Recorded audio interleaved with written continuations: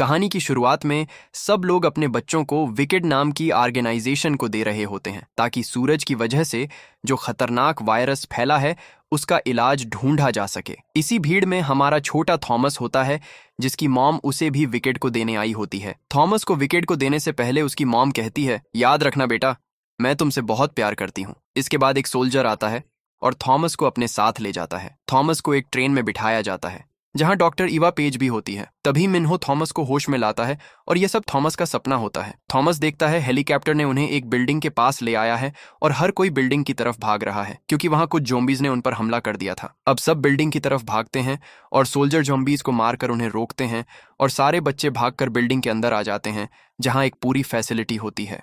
बच्चों को एक रूम में रखा जाता है जहाँ कुछ देर बाद उनसे जेनसन मिलने आता है। थॉमस पूछता है, तुम कौन हो और यह सब क्या है? जेनसन बताता है, मैं ही हूं जिसने तुम्हें विकेट से बचाया है और मैं ही तुम्हें यहाँ से एक सेफ जगह भेजूंगा। यहाँ तुम सब सुकून से रह सकोगे क्योंकि बाहर तो सूरज की वजह से सब कुछ तबाह हो चुका है और साथ ही वायरस की वजह से लोग ज़ॉम्बीज बन गए हैं जिन्हें हम क्रैंक्स कहते हैं। अब इसके बाद बच्चों के कुछ टेस्ट लिए जाते हैं और थॉमस देखता है उन्होंने टेरेसा को अलग रखा है जिससे थॉमस को कुछ गड़बड़ लगती है। तभी एक आदमी वहां आता है और थॉमस को जेनसन के पास ले जाता है। जेनसन उससे पूछता है, तुम कौन थे? मतलब तुम विकेट के साथ काम करते थे या तुम पर एक्सपेरिमेंट होते थे? थॉमस कहता है, मैं विकेट के साथ काम करता था। मैंने वहां बहुत से बच्चों को मरते हुए देखा जिसके बाद उन्होंने मुझे भी मेज में डाल दिया।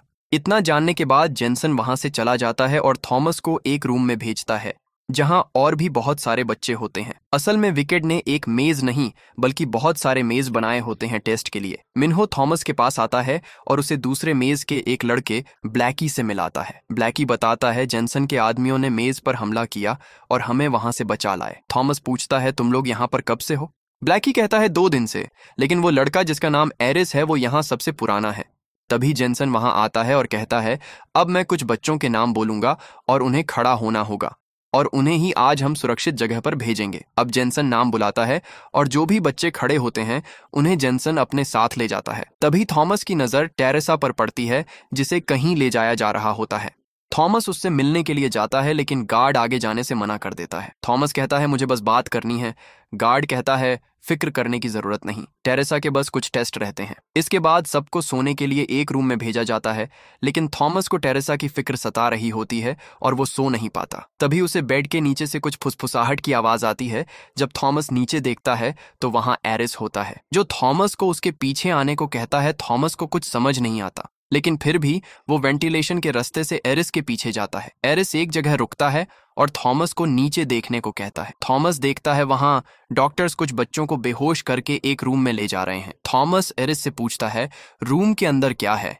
एरिस कहता है, मुझे नहीं पता लेकिन मुझे कुछ गड़बड़ लगती है। थॉमस पूछता है, तुमने ये सब मुझे क्यों दिखाया? एरिस कहता है, मुझे यह जगह कुछ ठीक नहीं लगती और मुझे पता है तुम्हें भी ऐसा ही लगता है। इसके बाद दोनों अपने रूम में वापस आ जाते हैं। अगले दिन जेनसन फिर से आता है और कुछ बच्चों को अपने साथ ले जाने लगता है। थॉमस भी चुपके से उनके पीछे जाने लगता है लेकिन गार्ड उसे रोक देता है। थॉमस कहता है, मुझे बस बात करनी है, लेकिन गार्ड मना कर देता है। अब इससे थॉमस को गुस्सा आ जाता है और वो उससे लड़ने लगता है लेकिन जेनसन बीच में आ जाता है और उन्हें रोक देता है और बच्चों को वापस रूम में भेज देता है। न्यूट थॉमस को कहता है, तुम्हें क्या लगा गार्ड तुम्हें इतनी आसानी से जाने देगा? इस पर थॉमस उसे गार्ड का की कार्ड दिखाता है जिसे चुरा लिया होता है। तभी एरिस बेड के नीचे से वहां आ जाता है और थॉमस से पूछता है, क्या तुम्हें कार्ड मिला? दोनों वेंटिलेशन से दूसरी तरफ जाते हैं और कार्ड की मदद से वो रूम ओपन कर लेते हैं जहां बच्चों को बेहोश करके लाया जाता था। जब थॉमस और एरिस अंदर जाते हैं तो देखते हैं वहां बहुत सारे बच्चों को बेहोश करके हवा में लटकाया गया है और उनमें से कुछ फ्लूइड निकाला जा रहा है। और इससे पहले दोनों कुछ समझ पाते तभी वहां जेनसन आ जाता है। उसे देखकर दोनों वहां छुप जाते हैं। थॉमस देखता है जेनसन वहां प्रोजेक्शन के जरिए डॉक्टर ईवा पेज से बात कर रहा है। यह देखकर थॉमस हैरान हो जाता है क्योंकि उसे लगता था ईवा मर चुकी है। ईवा जेनसन से कहती है, प्लान बदल गया है और मैं आज सुबह बेस तक पहुंच जाऊंगी। जेनसन ईवा से कहता है, हमारी रिसर्च काफी अच्छी जा रही है और हमें जल्द ही वायरस का इलाज मिल जाएगा। जिस पर ईवा उसे और जल्दी करने को कहती है। ईवा जेनसन से पूछती है, क्या तुमने राइट आर्म के बंदों को पकड़ा है? जेनसन कहता है, हम उनकी तलाश कर रहे हैं। ईवा गुस्से में कहती है, उन्हें जल्दी से तलाश करो और खत्म करो। वो पहले ही हमारे बहुत सारे बच्चे ले जा चुके हैं और मैं और बच्चे जाया नहीं होने दे सकती। वो भी तब जब मैं वायरस का इलाज ढूंढने के बहुत करीब हूँ। जेनसन ईवा से कहता है, हमें नए बच्चों पर टेस्ट करना चाहिए, शायद उससे हमें जल्दी रिजल्ट मिल सकें। ईवा कहती है, जो ठीक लगता है करो। इसके बाद जेनसन वहां से थॉमस और उसके साथियों के रूम की तरफ जाने लगता है। थॉमस, जिसने यह सारी बातें सुन ली होती हैं, पूरी तरह घबरा जाता है और तेजी से अपने रूम में पहुंचता है और सब बताता है जो उसने अभी अभी देखा कि ईवा पेज जिंदा है और यह फैसिलिटी भी विकेड की है, जिसे सुनकर मिन्हो और न्यूट भी पूरी तरह हैरान हो जाते हैं। अब जेनसन जब अपने साथियों के साथ रूम में पहुंचता है तो वहां कोई भी नहीं होता, क्योंकि थॉमस सबको वेंटिलेशन के रास्ते से ले गया होता है।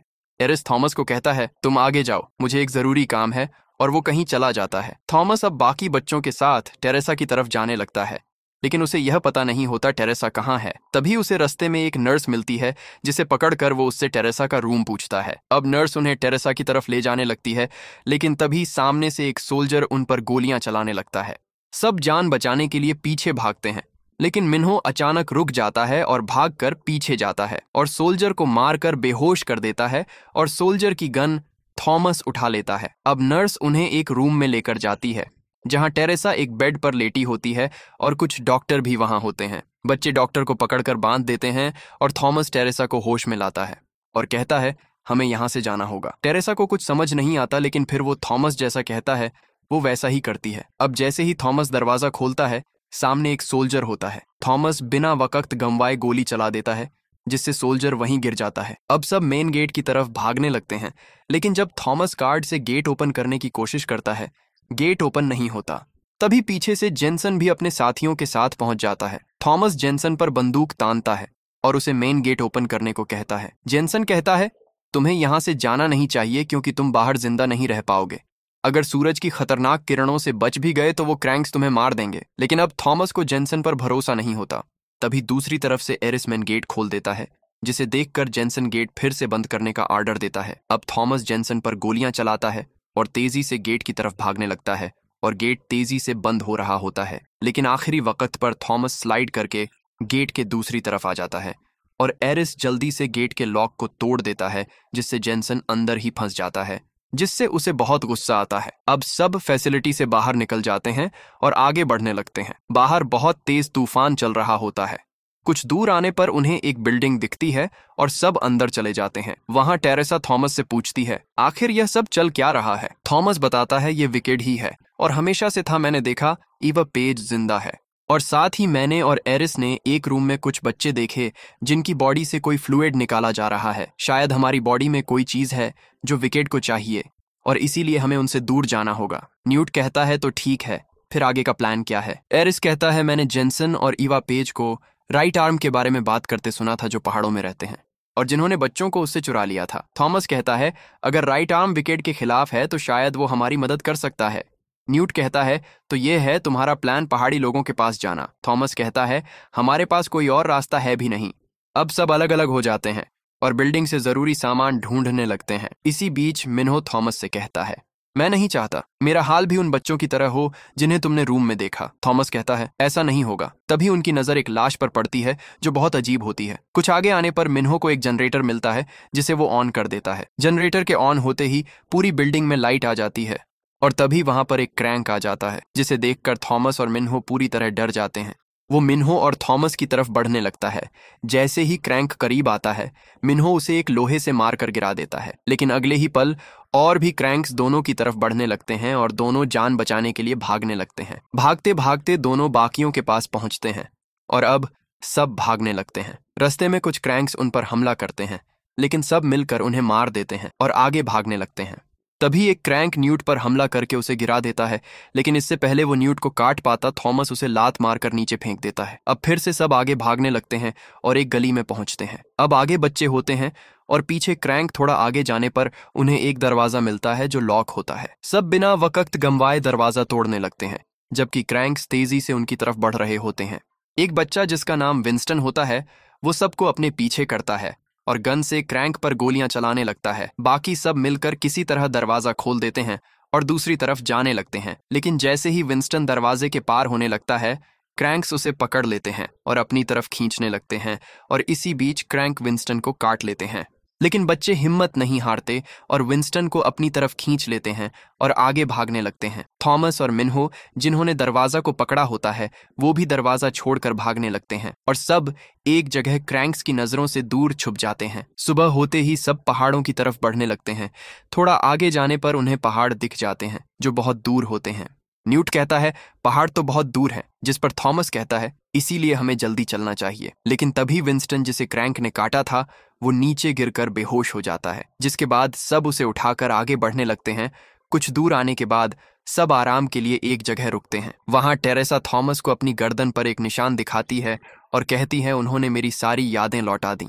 मुझे याद आ गया था कि हम दोनों साथ काम करते थे और हमें लगता था कि हम वायरस का इलाज ढूंढ लेंगे। टेरेसा कहती है शायद हमें विकेट के पास वापस लौट जाना चाहिए। थॉमस कहता है तुम ये क्या कह रही हो? टेरेसा कहती है सब कुछ ठीक चल रहा था जब तक। थॉमस कहता है क्या? जब तक बताओ मुझसे क्या छुपा रही हो? अब इससे पहले टेरेसा कुछ बोल पाती, उन्हें चिल्लाने की आवाज आती है। जब दोनों वहां पहुंचते हैं तो देखते हैं विंस्टन के पेट पर बहुत बड़ा निशान है और वो भी इन्फेक्टेड हो गया है। अब ये देखकर हर कोई बहुत उदास हो जाता है। विंस्टन उन्हें कहता है मुझे गन दे दो क्योंकि मैं क्रैंक नहीं बनना चाहता, और जाओ आगे बढ़ो। अब न्यूट ना चाहते हुए भी विंस्टन को गन दे देता है और सब उदास होकर आगे बढ़ने लगते हैं। कुछ आगे आने पर उन्हें गोली चलने की आवाज आती है, जिसका मतलब विंस्टन ने खुद को मार दिया है। रात को सब एक जगह रुकते हैं और सब विंस्टन की मौत के गम में डूबे होते हैं। मिन्हो कहता है मुझे लगा था हम सब वायरस से इम्यून हैं, जिस पर टेरेसा कहती है शायद हम सब इम्यून नहीं हैं। सुबह होते ही सब आगे बढ़ने लगते हैं और थक कर रात को एक जगह सो जाते हैं। तभी थॉमस को दूर कुछ रोशनी दिखती है और वो जल्दी से सबको उठाता है और आगे बढ़ने को कहता है। लेकिन तभी वहां बहुत तेज तूफान आ जाता है। अब सब तेजी से रोशनी की तरफ भागने लगते हैं और वहां तक पहुंच जाते हैं। लेकिन इससे पहले सब बिल्डिंग के अंदर जा पाते, एक बिजली का झटका मिन्हो पर गिर जाता है। सब बिना वक्त गंवाए मिन्हो को उठाकर अंदर ले जाते हैं। किस्मत से मिन्हो जिंदा बच जाता है। लेकिन जैसे ही थॉमस लाइट दूसरी तरफ घुमाता है तो वहां हर तरफ क्रैंक्स होते हैं जो जंजीरों से बंधे होते हैं। अब यह नज़ारा देखकर सब डर जाते हैं। तभी वहां ब्रेंडा नाम की एक लड़की आती है और सबको उसके पीछे आने को कहती है। किसी को कुछ समझ नहीं आता, लेकिन सब ब्रेंडा के पीछे जाने लगते हैं। वो देखते हैं यहाँ कुछ लोग किसी तरह अपनी जिंदगी गुजार रहे हैं। ब्रेंडा उन सब को लेकर जॉर्ज नाम के एक आदमी के पास जाती है। जॉर्ज उन्हें कहता है मेरे 3 सवाल हैं। पहला, तुम सब कहाँ जा रहे हो, कहाँ से आए हो और तुम सबसे मुझे क्या फायदा हो सकता है? थॉमस कहता है हम राइट आर्म के पास जा रहे हैं, जो सुनकर जॉर्ज थोड़ा हैरान होता है और फिर पूछता है दूसरा सवाल, तुम सब आए कहाँ से हो? थॉमस और बाकी सब कोई जवाब नहीं देते, जिस पर जॉर्ज का आदमी थॉमस को पकड़ता है और ब्रेंडा उसकी गर्दन को स्कैन करती है, जिससे जॉर्ज को पता चल जाता है कि यह सब बच्चे विकेट से भागकर आए हैं और वो कहता है तुम सब बहुत काम के हो। इसके बाद जॉर्ज सबको रस्सियों के साथ लटका देता है। कुछ देर बाद जॉर्ज उनके पास आता है और कहता है मेरे आदमी तुम सबको विकेट को देना चाहते हैं, पर मैं ऐसा नहीं चाहता। मुझे राइट आर्म के बारे में बताओ, शायद हम कोई डील कर सकें। इस पर थॉमस कहता है हमने सुना है राइट आर्म पहाड़ों में रहते हैं और उन्होंने विकेट से कुछ बच्चों को बचाकर कहीं सेफ जगह भेजा है। अब यह सुनकर जॉर्ज काफी खुश होता है और बच्चों को आजाद करने लगता है। लेकिन तभी जॉर्ज के साथ बार्कली वहां आ जाता है। बार्कली पूछता है तुम क्या कर रहे हो? जॉर्ज कहता है कुछ नहीं और वहां से चला जाता है। जॉर्ज अपने रूम में जाता है और अपना सामान पैक करने लगता है और ब्रेंडा को भी अपना सामान पैक करने को कहता है। दूसरी तरफ बार्कली को भी जॉर्ज पर शक हो जाता है, इसीलिए वो रेडियो पर जेनसन को वहां पर बुला लेता है और कुछ ही देर में जेनसन आर्मी के साथ वहां आ जाता है। अब हेलीकॉप्टर की आवाज सुनकर जॉर्ज ब्रेंडा को बच्चों को आजाद करवाने के लिए भेजता है। दूसरी तरफ थॉमस और मिन्हो मिलकर खुद को आजाद करवा देते हैं और फिर सबको आजाद करते हैं। लेकिन जैसे ही वो वहां से जा रहे होते हैं तो बार्कली वहां गन लेकर आ जाता है, लेकिन तभी पीछे से ब्रेंडा उसे शूट कर देती है। अब ब्रेंडा उन्हें अपने पीछे आने को कहती है और उन्हें जॉर्ज के पास ले जाती है। जॉर्ज उन्हें एक जिपलाइन के जरिए दूसरी बिल्डिंग में भेजने लगता है, लेकिन तभी ब्रेंडा कुछ खास चीज लेने वापस चली जाती है। अब थॉमस भी उसे छोड़ नहीं पाता और उसकी मदद के लिए उसके पीछे जाता है। ब्रेंडा अपनी खास चीज लेती है और दोनों जान बचाने के लिए भागने लगते हैं। थोड़ा आगे जाने पर आगे रास्ता नहीं होता और वो पतले पतले लोहों से आगे बढ़ने लगते हैं। अब सोल्जर को बच्चे जिंदा पकड़ने का आर्डर होता है, इसीलिए वो थॉमस पर गोलियां नहीं चलाते। जैसे ही थॉमस और ब्रेंडा थोड़ा आगे जाते हैं, बिल्डिंग में एक ब्लास्ट होता है। असल में जॉर्ज ने जाने से पहले एक बॉम्ब एक्टिवेट कर दिया होता है। अब ब्लास्ट की वजह से बिल्डिंग टूटने लगती है। थॉमस और ब्रेंडा भागते हैं और जल्दी से बेसमेंट में जंप लगा देते हैं, जिससे उनकी जान बच जाती है। थॉमस ब्रेंडा से पूछता है तुम हमारी मदद क्यों कर रही हो? ब्रेंडा कहती है क्योंकि जॉर्ज को लगता है तुम हमें राइट आर्म तक ले जा सकते हो। और उसे लगता है राइट आर्म को कोई सेफ जगह पता है जहां इंसान सुकून से जी सकता है बिना क्रैंक्स और सूरज की गर्मी के। थॉमस पूछता है, तो हम राइट आर्म तक पहुंचेंगे कैसे? ब्रेंडा कहती है, जॉर्ज को एक आदमी पता है जिसका नाम मार्कस है और वो हमें राइट आर्म का पता बता सकता है, और जॉर्ज बच्चों के साथ उसी की तरफ गया होगा। इसके बाद ब्रेंडा और थॉमस बेसमेंट के नीचे सुरंग से मार्कस की तरफ बढ़ने लगते हैं। थॉमस ब्रेंडा से पूछता है, जॉर्ज तुम्हारा लगता क्या है? ब्रेंडा कहती है, कुछ नहीं, लेकिन वो मुझे अपनी बेटी मानते हैं। थोड़ा आगे जाने पर उन्हें एक बहुत खतरनाक नजारा दिखता है जिससे उन दोनों की रूह कांप जाती है।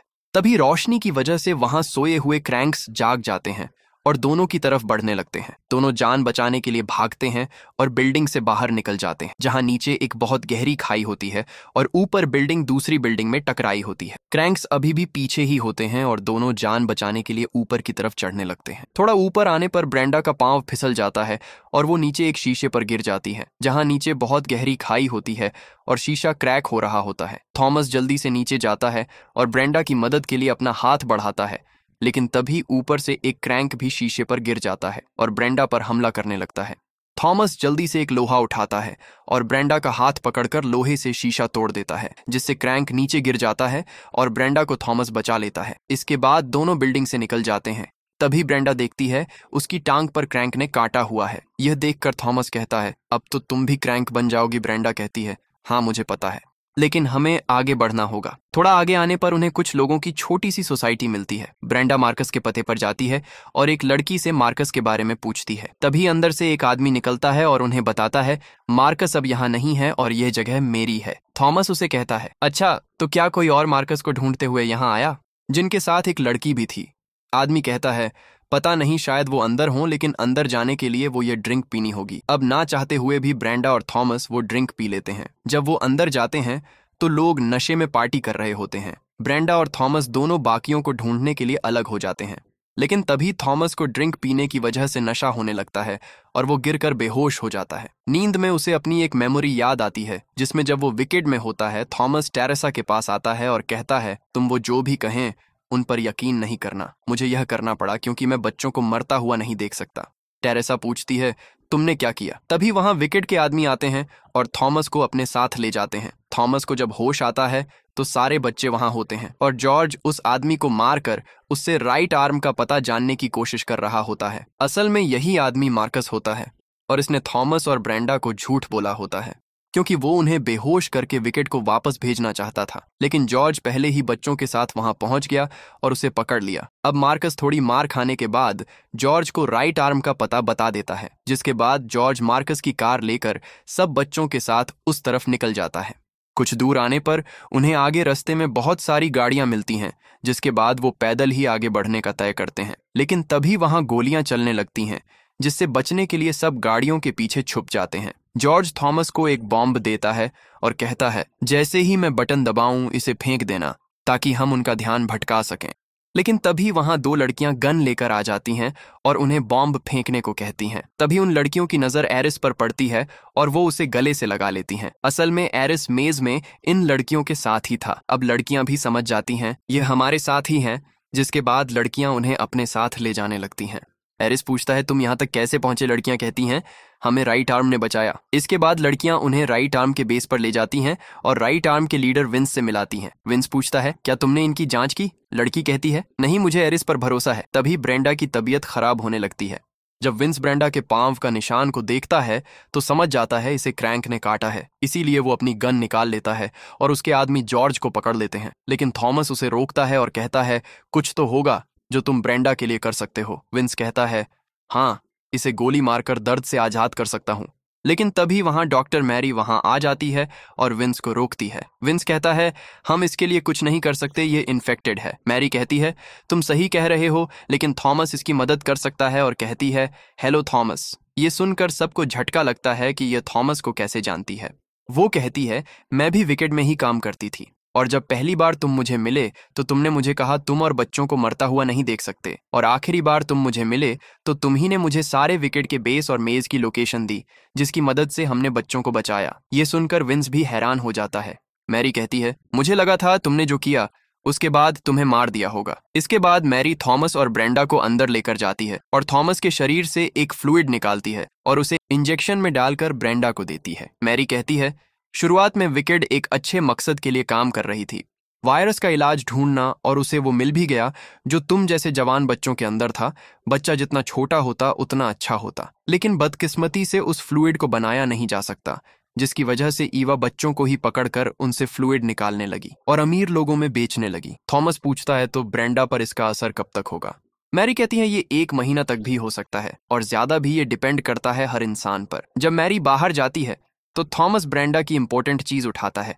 जब वो उसे ओपन करता है तो अंदर एक लड़के की फोटो होती है। ब्रेंडा कहती है, ये मेरा भाई है, ये हमेशा लोगों में अच्छाई देखता था और तुम मुझे उसकी याद दिलाते हो।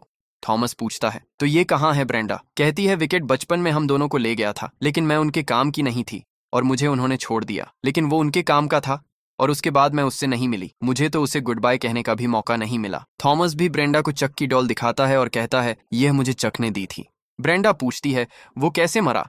थॉमस कहता है, मेरी जान बचाते हुए। थॉमस जब बाहर आता है तो जॉर्ज उसे गले लगा लेता है और कहता है, अब मैं तुम्हारा कर्जदार हूं। इसके बाद थॉमस टेरेसा के पास जाता है, जो सबसे अलग पहाड़ के ऊपर खड़ी होती है। टेरेसा थॉमस से पूछती है, क्या तुम्हें अपनी माँ याद है? थॉमस कहता है, हाँ।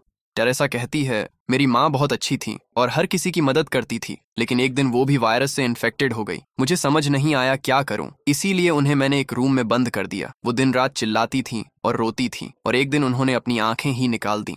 टेरेसा कहती है, मेरी माँ जैसे ही यहाँ कई लोग हैं जिनकी जिंदगी नर्क है और हम उसे ठीक कर सकते हैं और मैं इससे पीछे नहीं हटूंगी। थॉमस कहता है, इसका क्या मतलब? तभी उसकी नजर सामने पड़ती है जहां से विकेड के हेलीकॉप्टर आ रहे होते हैं। अब यह देखकर थॉमस को बहुत दुख होता है, क्योंकि वो जिससे सबसे ज्यादा प्यार करता था उसी ने उसे धोखा दिया होता है।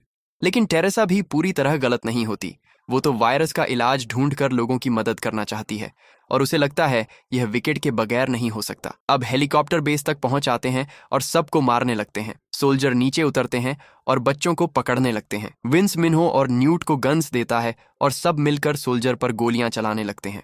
थॉमस भागकर ब्रेंडा के कैंप के पास जाता है और देखता है कैंप तो जल गया है, लेकिन तभी ब्रेंडा उसके पीछे आ जाती है और उसे पकड़कर एक कंटेनर के पीछे छुप जाती है। जॉर्ज थॉमस को अपने साथ भागने को कहता है, लेकिन थॉमस ऐसा करने से मना कर देता है क्योंकि वो अपने दोस्तों को छोड़ना नहीं चाहता। दूसरी तरफ सोल्जर एक बॉम्ब फेंकते हैं जिससे विंस और बाकी बच्चों को करंट लगता है और सोल्जर उन्हें कैदी बना लेते हैं। अब यह देखकर थॉमस जॉर्ज को कहता है, तुम ब्रेंडा को लेकर चले जाओ, मैं अपने साथियों को नहीं छोड़ सकता। अब ना चाहते हुए भी ब्रेंडा और जॉर्ज वहां से चले जाते हैं। दूसरी तरफ जेनसन सब बच्चों को लाइन में बिठा देता है और तभी एक सोल्जर थॉमस को भी पकड़ लाता है, जिसे भी जेनसन बाकी बच्चों के साथ बिठा देता है। तभी वहां एक बहुत बड़ा जहाज आता है जिसमें से साक्षात डॉक्टर ईवा पेज निकलती हैं। वह थॉमस के पास आती हैं और उसे हेलो कहती हैं और टेरेसा को अपने पास बुलाती हैं और उसे शुक्रिया कहती हैं। अब ये देखकर सब हैरान हो जाते हैं और उन्हें भी समझ आ जाता है कि टेरेसा ने उन्हें धोखा दिया है। टेरेसा कहती है, सॉरी, लेकिन मुझे वायरस का इलाज ढूंढने के लिए यह करना पड़ा। ईवा कहती है, हाँ, ये ठीक कह रही है, हमें वायरस का इलाज ढूंढना ही होगा। मैं भी कोई राक्षस नहीं हूँ, मैंने खुद से वादा किया था, मैं वायरस का इलाज ढूंढ कर रहूंगी, चाहे उसके लिए मुझे कुछ भी करना पड़े, और मुझे अब बस कुछ और वक्त चाहिए। तभी वहां मैरी आ जाती है और ईवा को राक्षस कहती है, लेकिन अगले ही पल जेनसन मैरी को शूट कर देता है, जिससे विंस को बहुत दुख होता है और गुस्सा भी आता है, लेकिन वह चाहकर भी कुछ कर नहीं सकता क्योंकि वह सोल्जर्स से घिरा होता है। अब जेनसन सब बच्चों को हेलीकॉप्टर की तरफ ले जाने लगता है, लेकिन तभी थॉमस बॉम्ब निकाल लेता है और कहता है, मेरे साथियों को छोड़ दो वरना मैं बॉम्ब ब्लास्ट कर दूंगा। ईवा और टेरेसा थॉमस को रोकने की कोशिश करती हैं, लेकिन थॉमस उनकी नहीं सुनता। ईवा कहती है, बॉम्ब फटा तो तुम्हारे दोस्त भी मारे जाएंगे, जिस पर सारे बच्चे थॉमस के साथ हो जाते हैं और कहते हैं, हम तुम्हारे साथ हैं। अब थॉमस वापस लैब नहीं जाना चाहता, इसीलिए वह बॉम्ब का बटन दबाने लगता है, लेकिन तभी जॉर्ज वहां एक ट्रक ले आता है और हेलीकॉप्टर से टक्कर मार देता है, जिससे फिर हर तरफ अफरा तफरी मच जाती है। थॉमस भी मौका देखकर बॉम्ब सोल्जर पर फेंक देता है और विंस मशीन गन से सोल्जर पर गोलियां चलाने लगता है। मिन्हो सोल्जर पर गोलियां चलाता है और बाकी बच्चों को पीछे भेजता है, लेकिन तभी एक सोल्जर मिन्हो को टेजर से शूट कर देता है और उसे पकड़कर अपने साथ ले जाने लगता है। थॉमस मिन्हो को बचाने भागता है, लेकिन बाकी सब उसे रोक देते हैं क्योंकि सोल्जर उन पर अंधाधुंध गोलियां चला रहे होते हैं। सोल्जर मिन्हो को हेलीकॉप्टर में ले जाते हैं जिस पर जेनसन, ईवा और टेरेसा भी होते हैं और वो थॉमस की आंखों के सामने वहां से चले जाते हैं। सुबह होती है और बेस पूरी तरह तबाह हो चुका होता है और किसी को नहीं पता होता क्या करना है। तभी एक लड़का पूछता है, आगे क्या? जिस पर विंस कहता है, मैं तुम सब बच्चों को सेफ जगह ले जाऊंगा और उसके बाद फिर से शुरुआत करनी होगी। इस पर थॉमस कहता है, मैं तुम्हारे साथ नहीं आ सकता हूँ, मुझे मिन्हो को बचाने वापस जाना होगा। विंस कहता है, तुमने देखा नहीं विकेट ने अभी हमारा क्या हाल किया है, तुम ऐसा सोच भी कैसे सकते हो? न्यूट कहता है, मुझे पता है तुम्हें मिन्हो का दुख है और वह मेरा भी दोस्त था, और यकीन मानो उसे बचाने का कोई भी तरीका होता तो मैं तुम्हारा साथ जरूर देता, लेकिन यह सुसाइड है। थॉमस कहता है, हो सकता है, लेकिन मुझे पता है क्या करना है और मैं मिन्हो को छुड़ा कर रहूंगा। बात सिर्फ मिन्हो की नहीं है, विकेट ने बहुत से बच्चों को दर्द दिया है और अगर हमने उसे रोका नहीं तो वह और भी बच्चों को दर्द देगा। इसीलिए मैं ईवा पेज को मारकर इस सब को खत्म करके ही रहूंगा। अब यह सुनकर विंस के साथ लड़की कहती है, बदला तो मुझे भी लेना है मैरिका। विंस कहता है, स्पीच तो अच्छी थी, लेकिन आगे क्या? और यहीं ये मूवी एंड होती है। वीडियो पसंद आई तो लाइक और चैनल को सब्सक्राइब जरूर करें और तीसरा पार्ट जल्द ही आएगा।